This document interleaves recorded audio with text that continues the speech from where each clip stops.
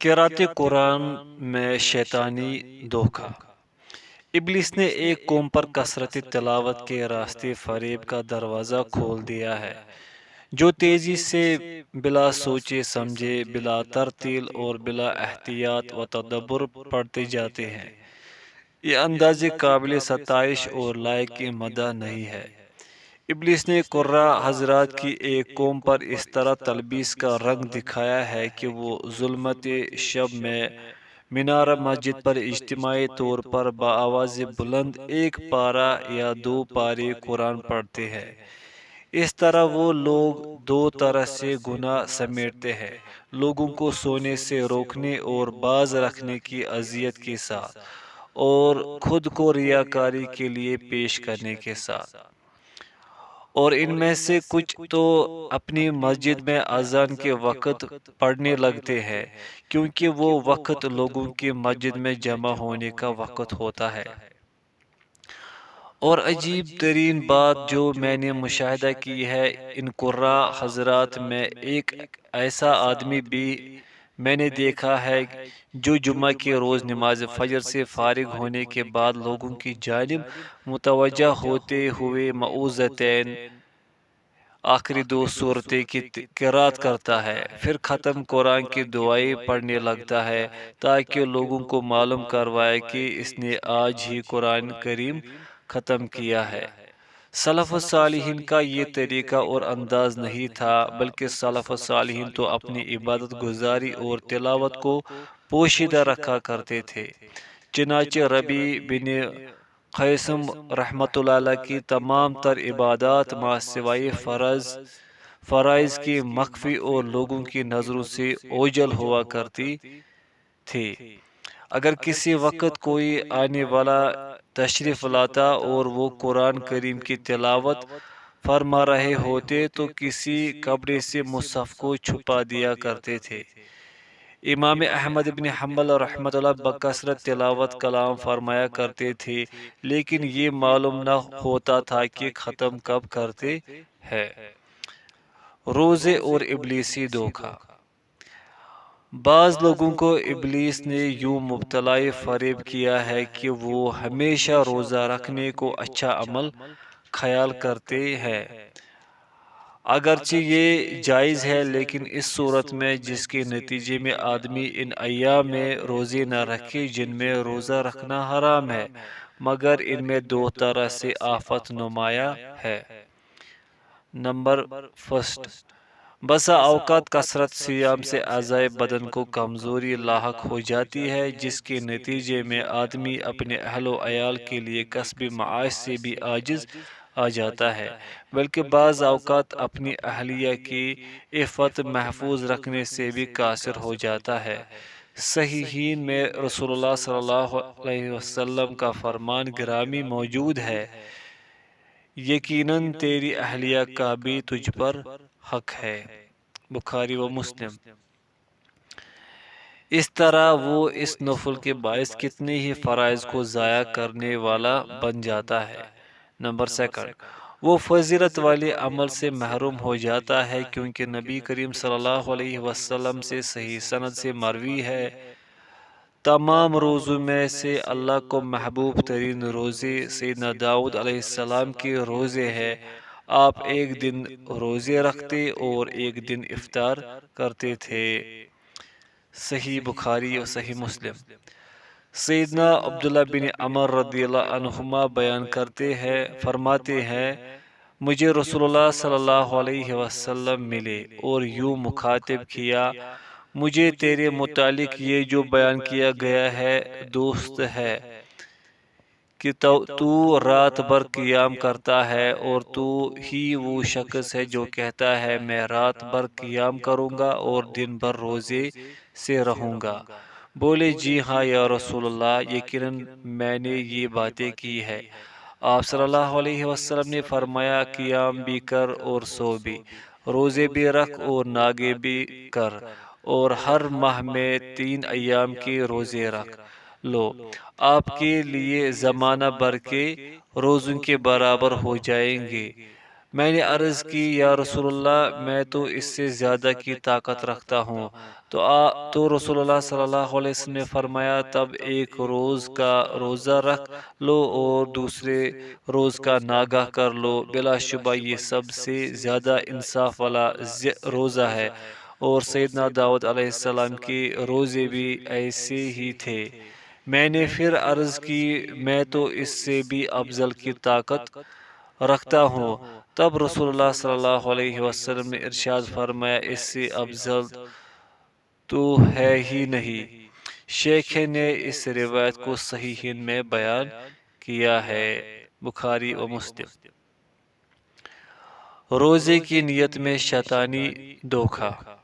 بعض عبادت گزاروں کے متعلق یہ بھی زبان زد عام ہے کہ وہ صائم الدہر تھا اور وہ اسی کے باعث ہی حامل شہرت تھا۔ وہ تو بالکل ناگاہ نہیں کیا کرتا تھا، اگر وہ ناگاہ کر بھی لیتا تو اپنی افطاری کے راز کو پوشیدہ ہی رکھا کرتا تھا تاکہ اس کی نیک نامی اور شہرت میں کمی نہ آئے۔ یہ مخفی ریاکاری میں سے ہو جاتا ہے، اور اگر کوئی اخلاص کے ساتھ ایسا کرتا اور اپنے حال کو چھپائے رکھتا تو ایسے لوگوں کے سامنے اختیار بھی کر لیتا جو جانتے ہوتے کہ وہ روزے رکھنے کا عادی ہے۔ اس کے بعد وہ روزے رکھنے شروع کر دیتا اور دوسرے کو کانوں کان خبر بھی نہ ہوتی تھی۔ ان میں سے کچھ اصحاب ایسے بھی ہیں جو اپنے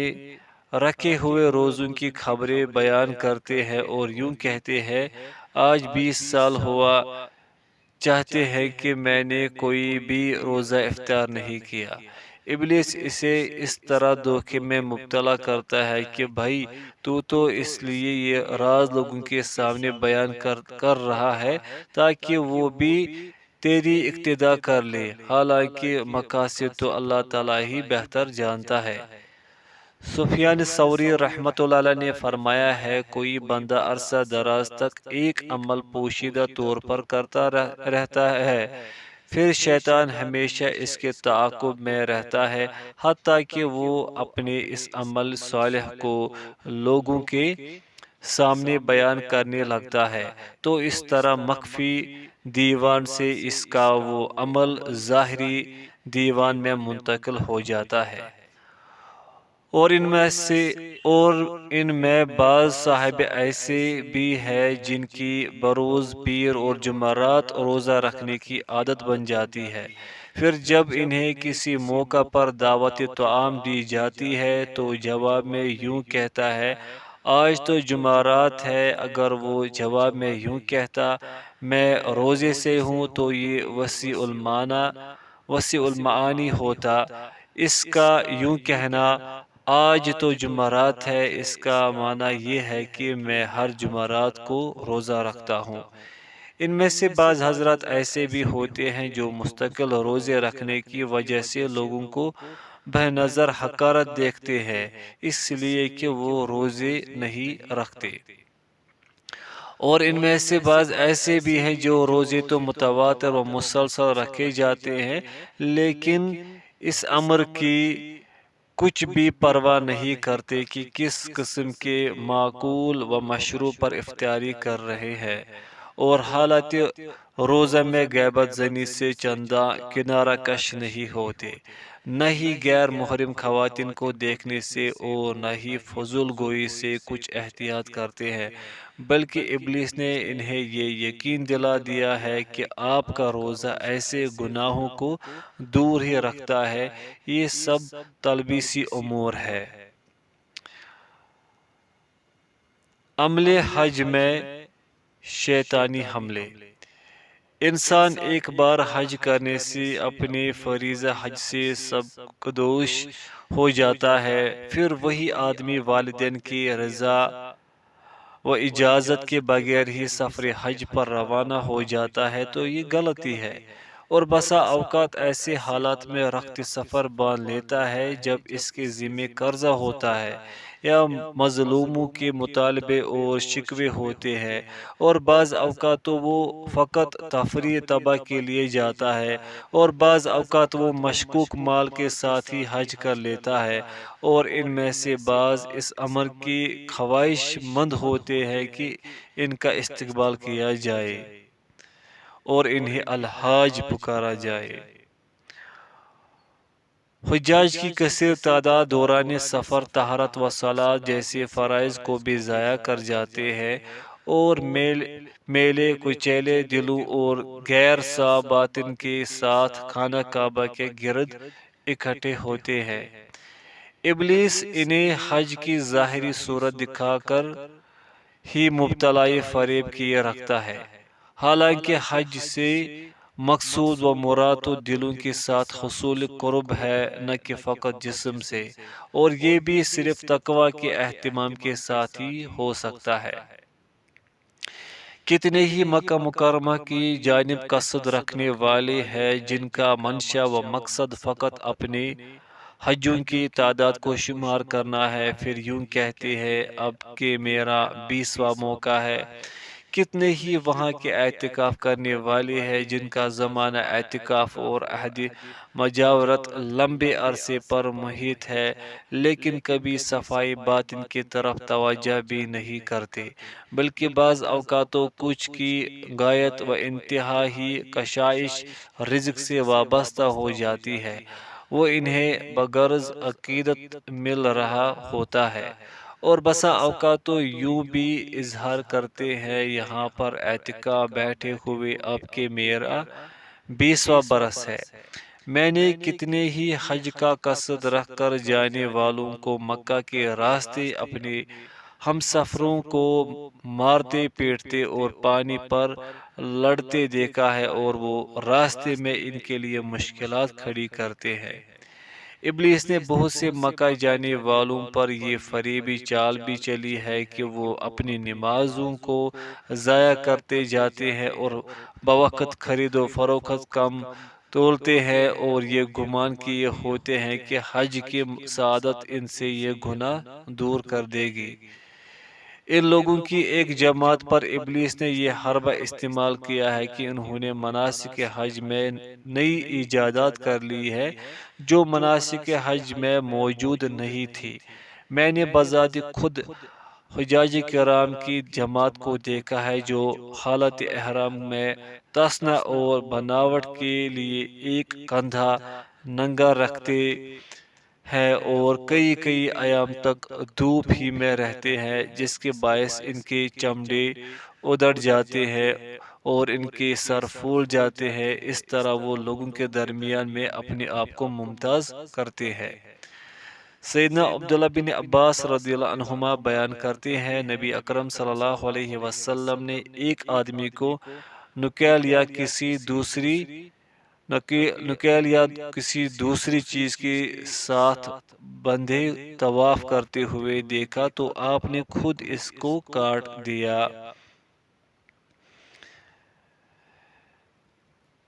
اس حدیث سے ثابت ہوتا ہے کہ دین میں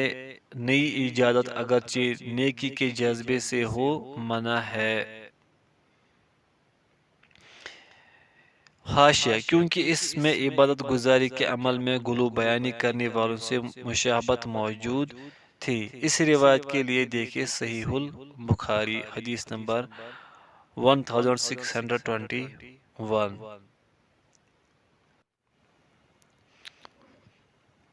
توکل کا مفہوم۔ ایک قوم پر ابلیس نے یوں حملہ کیا ہے جو اپنے خیال میں توکل کے دعوے دار ہوتے اور سفر خرچ لیے بغیر نکل پڑتے ہیں۔ ان کا خیال ہوتا ہے کہ بس یہی توکل ہے، حالانکہ وہ ایک بڑی غلطی کا ارتکاب کر رہے ہوتے ہیں۔ ایک شخص نے امام احمد بن حنبل رحمۃ اللہ علیہ سے عرض کی، میں بغیر سفر کا خرچ لیے بس توکل کی بنیاد پر بجانب مکہ مکرمہ جانا چاہتا ہوں۔ امام احمد رحمۃ اللہ علیہ نے اسے یوں جواب دیا، قافلے کے بغیر چلے جاؤ۔ وہ بولا، جی ایسے نہیں، میں ان کے ساتھ جاؤں گا۔ آپ نے فرمایا اس طرح تو نے لوگوں کی تھیلیوں پر توکل کر رکھا ہے۔ ہم اللہ تعالیٰ سے اس کی توفیق کا سوال کرتے ہیں۔ مجاہدین کے لیے شیطانی دھوکہ۔ ابلیس نے ایک کثیر خلقت پر اسی طرح تلبیسی حملہ کیا ہے کہ وہ جہاد کی خاطر گھروں سے نکل پڑتے ہیں، جبکہ ان کی نیت فخر و مباحات اور شہرت و نمود ہوتی ہے، تاکہ یوں کہا جانے لگے کہ فلاں مجاہد ہے، فلاں مرد غازی ہے، اور بعض اوقات یہ سننا مقصود ہوتا ہے بڑا شجاع و بہادر ہے، یا پھر مال غنیمت کے طلب و خواہش کے لیے جاتا ہے، جبکہ اعمال کا دارمدار تو نیتوں پر موقوف ہوتا ہے۔ حضرت ابو موسیٰ رضی اللہ عنہ بیان کرتے ہیں، بارگاہ رسالت میں آپ صلی اللہ علیہ وسلم میں ایک شخص حاضر خدمت ہو کر یوں عرض پرداز ہوا، یا رسول اللہ، آپ کا کیا خیال ہے اس آدمی کے متعلق جو شجاعت کی خاطر قتال کرتا ہے اور جو حمیت کے لیے لڑائی لڑتا ہے اور جو شہرت و نمود کے حصول کے لیے بہادری کے جوہر دکھاتا ہے، اس میں سے کون فی سبیل اللہ مجاہد ہے؟ رسول اللہ صلی اللہ علیہ وسلم نے ارشاد فرمایا تھا،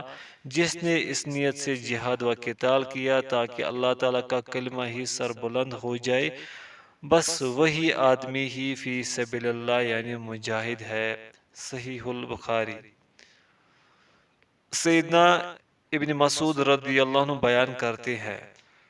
تم ایسے نہ کہا کرو فلاں شہید مرا ہے یا فلاں شہادت پا گیا ہے، کیونکہ آدمی اس لیے بھی لڑائی کرتا ہے تاکہ مال غنیمت پالے، اس لیے بھی شریک معرکہ ہوتا ہے تاکہ اس کی تذکرے چہار دانگ عالم میں پھیل جائے، اس لیے بھی شریک جہاد ہوتا ہے تاکہ اس کا مرتبہ شجاعت مشہور و معروف ہو جائے۔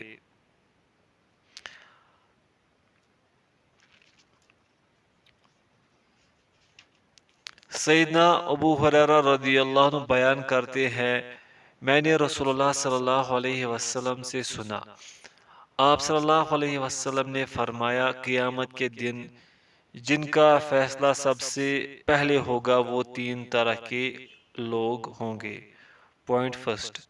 وہ آدمی جو شہید کر دیا گیا تھا اسے لایا جائے گا، اللہ تعالیٰ اس کے روبرو اپنی نعمتوں کو متعارف کروائے گا اور وہ انہیں جان پہچان لے گا، پھر اللہ تعالیٰ اس سے دریافت فرمائے گا، تو نے ان نعمتوں کو استعمال کرتے ہوئے کیا عمل کیے ہیں؟ وہ جواب دے گا، میں نے تیری خاطر قتال کیا حتیٰ کہ شہید کر دیا گیا۔ اللہ تعالیٰ فرمائے گا، تو نے جھوٹ بولا ہے، تو نے تو اس نیت سے قتال کیا تھا تاکہ یہ کہہ دیا جائے وہ بڑا جری و شجاع ہے، چنانچہ ایسا کہہ دیا گیا، پھر اس کے متعلق حکم صادر ہوگا اور اسے اوندھے منہ گھسیٹا جائے گا حتیٰ کہ جہنم واصل کر دیا جائے گا۔ پوائنٹ سیکنڈ، وہ آدمی جس نے علم سیکھا اور اسے دوسروں کو سکھایا ہوگا اور اس نے قرآن کریم پڑھا ہوگا، اسے اللہ تعالیٰ کی عدالت میں لایا جائے گا، اس کے سامنے بھی اللہ تعالیٰ اپنی عنایات کو شمار کرے گا جنہیں وہ اچھی طرح پہچان لے گا، پھر اللہ تعالیٰ تو فرمائے گا، ان نعمتوں سے مستفید ہوتے ہوئے تو نے کیا عمل کمائے؟ وہ جواب دے گا، میں نے تیری خاطر علم حاصل کیا اور اسے دوسروں کو سکھایا، اور میں نے قرآن کریم کی تلاوت کی۔ اللہ تعالیٰ جواب دے گا، تو نے جھوٹ بولا ہے، تو نے تو بس اس لیے علم سیکھا تھا تاکہ یہ کہہ دیا جائے وہ بڑا عالم ہے، چنانچہ یہ کہا جا چکا، اور تو نے قرآن کریم تو اس غرض سے تلاوت کیا تھا کہ تاکہ یہ کہہ دیا جائے وہ بڑا قاری ہے، چنانچہ یہ بھی کہہ دیا گیا، پھر اس کے متعلق حکم ہوگا اور اسے چہرے کے بل گھسیٹ کر دوزخ میں ڈال دیا جائے گا۔ پوائنٹ تھرڈ، وہ شخص جس پر اللہ تعالیٰ نے مال و دولت کی ریل پیل کی ہوگی اور اسے مال و دولت کی تمام اصناف و انواع سے نوازا ہوگا، اسے بارگاہ الہی میں پیش کیا جائے گا۔ اللہ تعالیٰ اس کے سامنے بھی اپنی نعمتوں کا اظہار فرمائے گا جنہیں وہ پہچان لے گا۔ اللہ تعالیٰ اس سے استفسار فرمائے گا، ان نعمتوں سے فیض یاب ہو کر تو نے کیا عمل کیے؟ وہ جواب میں کہے گا، الہی میں نے کسی ایسے راستے میں خرچ کرنے کو ترک نہیں کیا جس میں خرچ کرنا تجھے محبوب و پسندیدہ تھا، مگر میں نے اس میں تیری خاطر ضرور خرچ کیا ہے۔ اللہ تعالیٰ فرمائے گا، تو نے جھوٹ بولا ہے، تو نے تو اس غرض سے ایسا کیا ہے تاکہ یہ زبان زد عام و خاص ہو جائے کہ وہ بڑا سخی ہے، وہ بڑا فیض ہے۔ چنانچہ یہ بات کہہ دی گئی، پھر اس کے متعلق اللہ کا حکم ہوگا اور اسے بھی اوندھے منہ گھسیٹا جائے گا حتیٰ کہ آتش دوزخ میں جھونک دیا جائے گا۔ صحیح مسلم، حدیث نمبر 1905۔ مال غنیمت اور ابلیسی وار۔ مجاہد جب مال غنیمت کو حاصل کرتا ہے تو ابلیس اس پر تلبیسی وار کرتا ہے اور وہ مال غنیمت میں سے وہ مال بھی حاصل کر لیتا ہے جو اس کا حق نہیں بنتا تھا، یا تو وہ کم علم ہونے کے باعث یہ سمجھ رہا ہوتا ہے کہ کافروں کا مال جو بھی قابو کر لے وہ اس کے لیے مباح اور جائز ہے، اور اسے یہ معلوم ہی نہیں ہوتا کہ مال غنیمت میں خیانت تو گناہ ہے۔ سیدنا ابو ہریرہ رضی اللہ عنہ بیان فرماتے ہیں، ہم رسول اللہ صلی اللہ علیہ وسلم کے ہمراہ خیبر کے لڑائی کے لیے نکلے۔ ہم نے غنیمت میں سونا چاندی تو نہ پایا بلکہ کچھ ساز و سامان، کپڑے اور کھانے کی اشیاء غنیمت میں ملے۔ پھر ہم وادی قرہ کی جانب چل دیے۔ رسول اللہ صلی اللہ علیہ وسلم کی معیت میں ایک غلام بھی تھا۔ جو ہی ہم اس وادی میں اترے، رسول اللہ صلی اللہ علیہ وسلم کا غلام اونٹ کو کجاوا وغیرہ کھولنے لگا۔ اچانک ایک نامعلوم اور اجنبی تیر اس کی آ لگا جس سے اس کی موت واقع ہو گئی۔ ہم نے جب یوں کہنا شروع کر دیا، اسے شہادت مبارک ہو اے اللہ کے رسول، تو رسول کریم صلی اللہ علیہ وسلم یوں گویا ہوئے، ہرگز ایسا نہیں ہے، قسم ہے اس ذات کی جس کے ہاتھ میں محمد کی جان ہے، اس پر وہ چادر آگ بھڑکا رہی ہے جس سے اس نے خیبر کے روز غنیمت کی اشیاء میں سے قبضے میں لے لیا تھا جبکہ ابھی ان کی تقسیم نہیں ہوئی تھی۔ صحابی رضی اللہ عنہ فرماتے ہیں، یہ سنتے ہی صحابہ گھبرا اٹھے۔ ایک آدمی ایک تسمہ یا دو تسمے لیے ہوئے حاضر ہوا اور کہنے لگا، میں نے بھی یہ یوم خیبر کو ہی پایا تھا۔ تو رسول اللہ صلی اللہ علیہ وسلم نے ارشاد فرمایا، آگ کا ایک تسمہ ہے یا آگ کے دو تسمے ہے۔ صحیح البخاری و صحیح مسلم۔ اور بعض اوقات غازی اور مجاہد مال غنیمت کے حرام ہونے کو بھی جاننے والا ہوتا ہے، لیکن کسی چیز کی کثرت و بہتات اس کی آنکھوں کو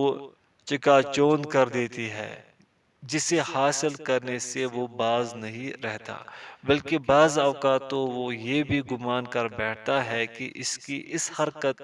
بد کو جہاد کا عظیم عمل رفع کروا دے گا، حالانکہ ایمان اور علم کے ظہور کا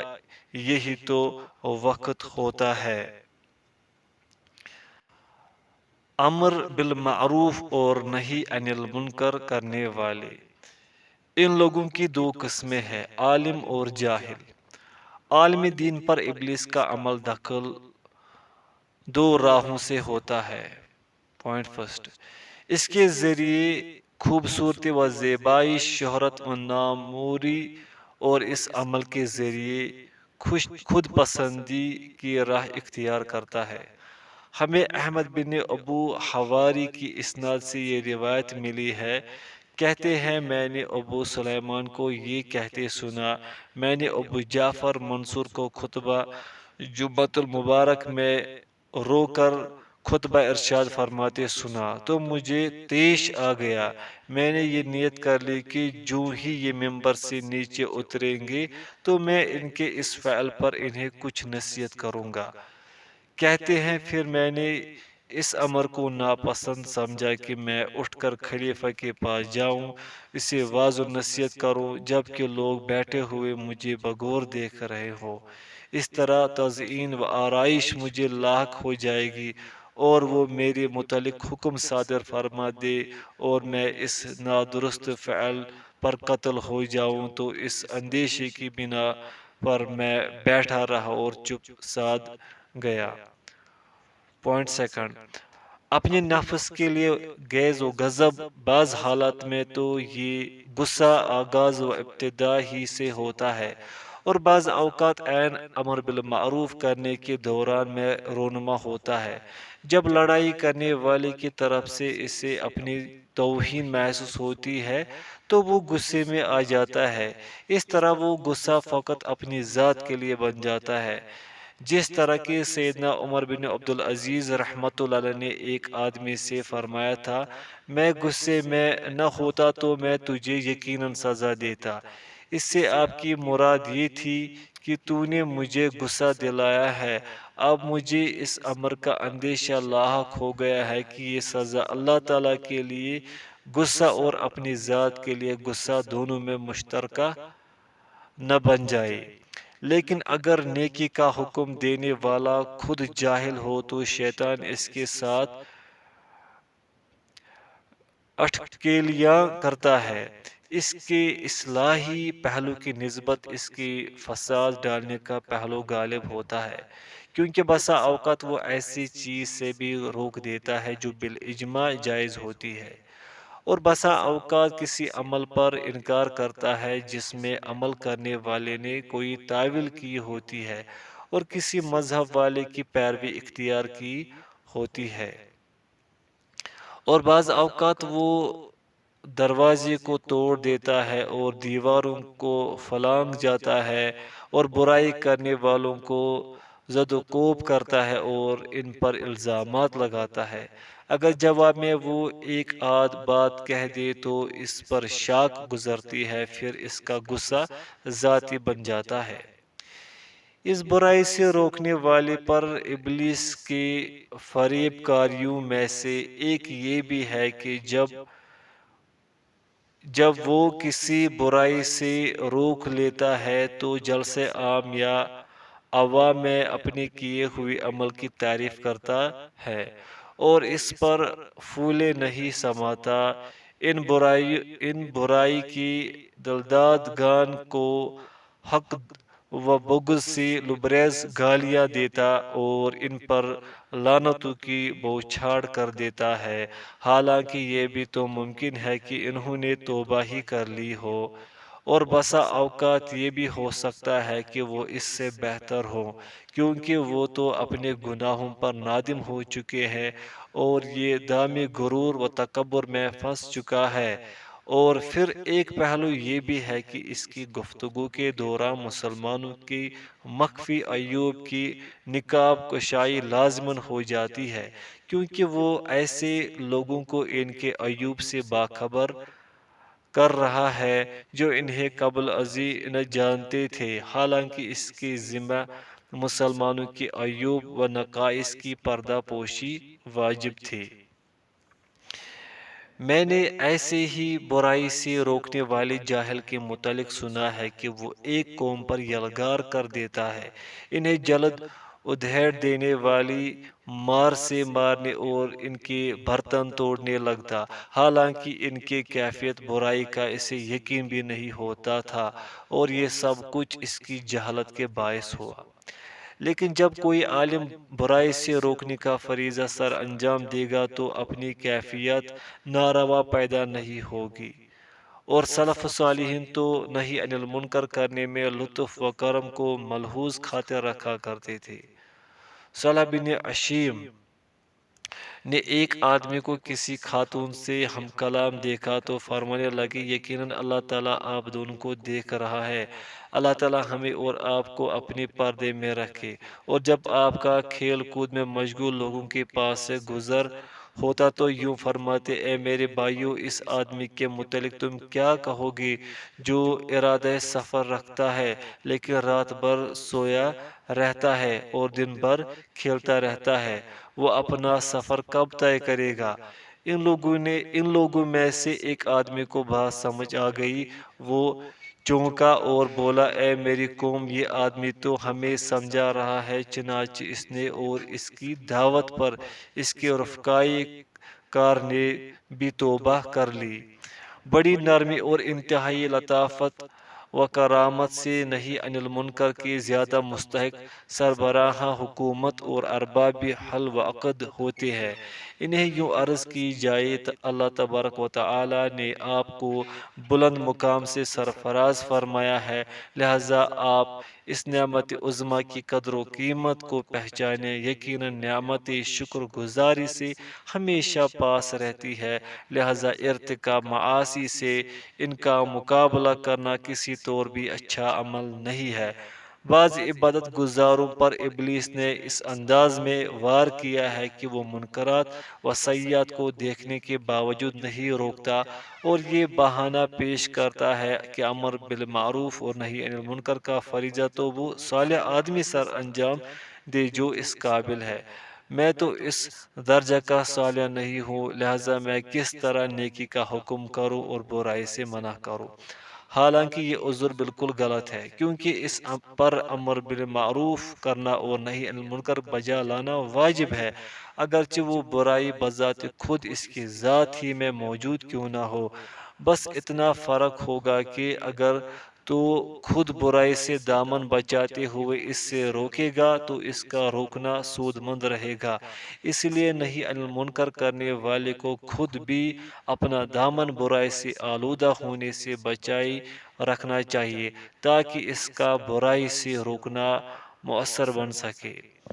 ابن عقیل نے کہا ہے، ہم نے اپنے زمانے میں خلیفہ قائم کے دور خلافت میں ابو بکر الاکفالی کو دیکھا، جب وہ کسی برائی کو روکنے کے لیے کمر بستہ ہوتے تو ان کے پیچھے پیچھے ایسے مشائخ اعظام کی ایک جماعت چل پڑتی جو صرف اپنی محنت کی کمائی ہی کھاتے تھے، مثلا ابو بکر خباز ہے، اور ایسی جماعت کے افراد جن میں صدقہ لینے والا کوئی شخص ہوتا اور نہ ہی ان میں عطیات کو قبول کرنے کی لت، بلکہ وہ لوگ تو صائم النہار اور شب زندہ دار تھے، اللہ تعالیٰ کی حضور گریہ وزاری کرنے والے پاک باز لوگ۔ اگر کوئی خورد و نوش میں حلال و حرام کی تمیز نہ کرنے والا ان کے ساتھ چل پڑتا تو اسے واپس کر دیتے ہیں اور یہ عرض کرتے اگر ہم ایسے خلط ملط ساتھی کے ہمراہ کسی لشکر سے مقابل ہوں گے تو شکست ہمارا مقدر ہو جائے گی۔